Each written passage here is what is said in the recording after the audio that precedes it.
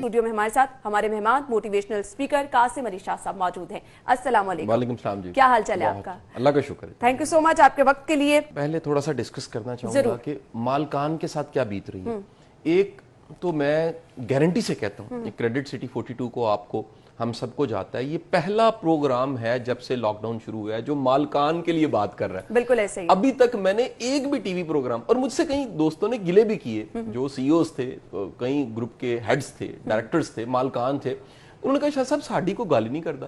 میں نے کہا پرابلم یہ ہے کہ یہاں پر مظلوم صرف ماڑے طبقے کو سمجھا جاتا ہے, بالکل ایسے ہی ہے. امپلائی کو مظلوم سمجھا جاتا ہے. وہ ایکسپیکٹ ہی نہیں کرتے کہ ایک بندہ جو سب کو لے کر چل رہا ہے وہ بھی مظلوم ہو سکتا ہے. ایک سب کے سب ذہن میں رکھ لیجئے کہ جو بندہ جتنا پھیلا ہے اس کی اتنی زیادہ سٹریس ہے. بالکل ایسے ہی. سٹریس بھی اتنی زیادہ, اس کی ذمہ داری بھی اتنی زیادہ, اور اس کی جواب دہی بھی اتنی زیادہ ہے. بالکل.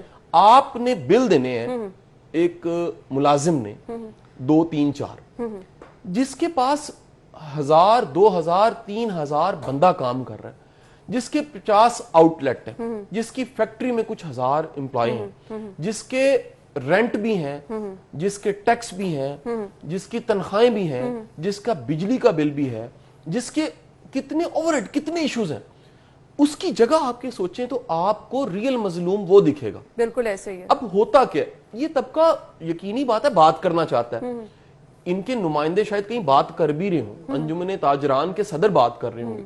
اچھا وہ بات کر رہے ہیں کہ مشینری چلے گی, یہ سسٹم کے لیے بڑا ضروری ہے. اگر مشینری نہیں چلے گی تو بھیک سے امداد سے ملک نہیں چلتے. یہ ہم سب کو سمجھ لینا چاہیے. بات یہاں پر امپورٹنٹ یہ ہے کہ وہ سب مالکان اگر ان کی جگہ پہ آ کے سوچا جائے تو کچھ حقائق ہیں جن کو ہم سب کو ابھی سمجھ لینا چاہیے, نہیں تو یہ نہ سمجھی ہمارے گلے پڑ جائے گی, سب کے گلے پڑ جائے گی. پہلا فیکٹ یہ کہ یہ سب کا مسئلہ ہے. بالکل ایسے ہی ہے, پوری دنیا کا مسئلہ ہے, پوری دنیا کا پرابلم ہے. میں نے ایک آپ ہی کے ساتھ پروگرام کیا تھا, میں نے کہا جی تالا ہے نا وہ دنیا کو لگا ہوا ہے. بالکل ایسے کسی ایک دکان پہ تالا نہیں لگ گیا. بالکل دنیا کا ہر بزنس, ہر طرح کا شعبہ متاثر ہوا ہے. اچھا ایکسیپشن ہے کہ اگر ہیلتھ کا شعبہ چل رہا ہے تو اس کی ضرورت ہے کرونا کی وجہ سے. اگر دال روٹی چل رہی ہے تو وہ انسان کی بڑی بیسک نیڈ تھی. بالکل ایسے ہی ہے. وہ تمام چیزیں جو بیسک نیڈ نہیں تھیں, وہ شاپنگ تھی یا وہ کھانے تھے یا فوڈ انڈسٹری تھی یا سون, بالکل وہ نہیں چل رہی. اور ہم کہیں بولتے ہیں کہ جی یشی, لیکن ایک اسپیکٹ یہ بھی دیکھیے یہ ساری انڈسٹری بڑے لوگوں کو روزگار دیتی ہے. بالکل ایسے ہی. دوسرا فیکٹ یہ ہے کہ یہ کرائسس جب اس طبقے پہ آیا ہے تو اس میں بھی 2 طرح کے لوگ, ایک بڑی تعداد ایسے لوگوں کی ہے جنہوں نے سیلریز دی ہیں. میرے ایک دوست ہیں بڑے اچھے, ایک بڑا برانڈ چلا رہے ہیں, اور رانا طارق صاحب, رانا صاحب نے مجھے کال کی, انہوں نے ایک بڑا جذباتی واقعہ بتایا. انہوں نے کہا جب میں نے 20 تاریخ کو پچھلے ماہ کی اپنے سارے امپلائیز کو سیلری دی تو وہ رونے لگ پڑے. وہ کہتے ہیں ہمیں امید ہی نہیں تھی. یہ بھی کہانی ہے. میرے ایک اور دوست ہیں شرجیل اکبر, انہوں نے 26 کو سیلری دی, ان کا ایک برانڈ ہے. انہوں نے جب سیلری دی تو شام کو ان کی والدہ نے کہا بیٹا میں ناراض ہوں, تم نے صرف سیلری کیوں دی, تمہیں کچھ اور مدد بھی کرنی چاہیے تھی. اور اللہ کے بندو اس میں بڑے بڑے نیک لوگ ہیں. بہت زبردست پوائنٹ آپ نے مینشن کیے ہیں کہ وہ لوگ کیا کریں جن کی ذمہ داریاں اتنی بڑی ہیں, وہ کہاں پر جائیں. اب مجھے صرف یہ بتا دیں جو ہمارے امپلائیز میں ناشکری ہے نا, وہ کس طرح سے ہم ختم کریں گے؟ اچھا دیکھیں, یہ اگر آپ میں سے مجھے کوئی بھی سن رہا ہے, ایک دکاندار سن رہا ہے جس کے پاس ایک چھوٹا ملازم, ایک چھوٹا بچہ کام کرتا ہے, ایک شخص ہے جس کے پاس صرف ایک ٹی بوائے, ایک شخص ہے جس کے پاس صرف ایک سامان اٹھا کے رکھنے والا کہیں پر, لوڈر, ایک لوڈنگ ان لوڈنگ والا بچہ. میں یقین سے کہوں گا آپ دنیا کو کبھی خوش نہیں دیکھ سکتے. بالکل ایسے ہی ہے. کچھ لوگوں کی آپ تنخواہ بڑھا دیں, آپ ان کو لاکھ فائدے دے دیں, آپ ان کو لاکھ آسانیاں دے دیں, یہ یاد رکھیے انسان بنیادی طور پہ ہے نا شکرا. بالکل ایسے. اچھا اس میں پھر آٹے میں نمک یہ سمجھ جاتے ہیں کہ یار یہ مہربانی ہے.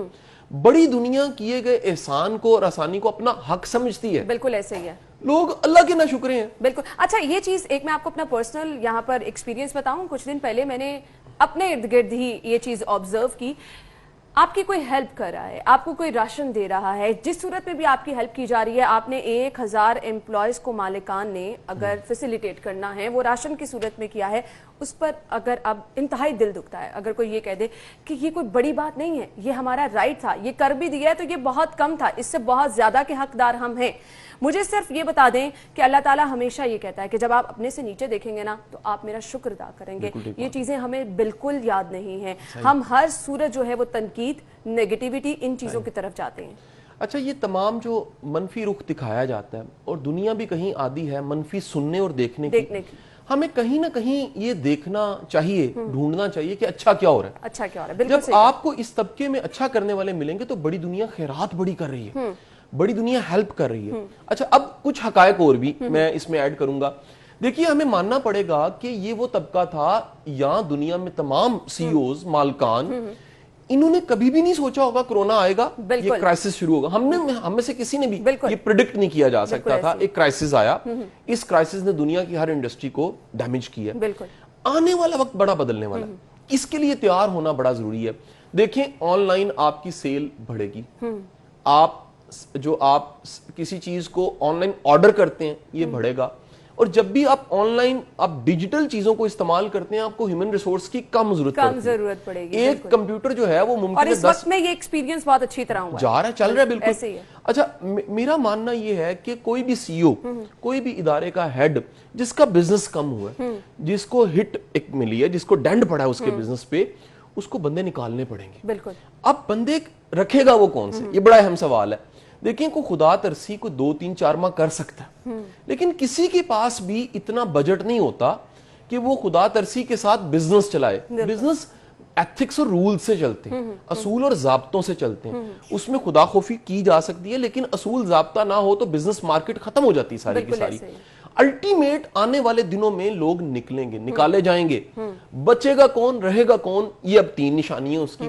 جو بڑا ضروری ہے کسی بھی سسٹم کے لیے, وہ ریڑھ کی ہڈی کا کردار ادا کرتا ہے. نمبر 2, بچے گا وہ جو خود پارٹیسپیٹ کرتا ہے, جو منواتا ہے باس کے سامنے, مارکیٹ میں اپنے آپ کو منواتا ہے کہ میری ضرورت ہے, میں ولنگ ہوں. تیسرا, ایک بات یاد رکھیے گا, یہ جو ٹائم 1-1.5 ماہ کا گزرا ہے نا, ہر سی او اس وقت میں چپ کر کے اپنے امپلائیز کو دیکھ رہا تھا.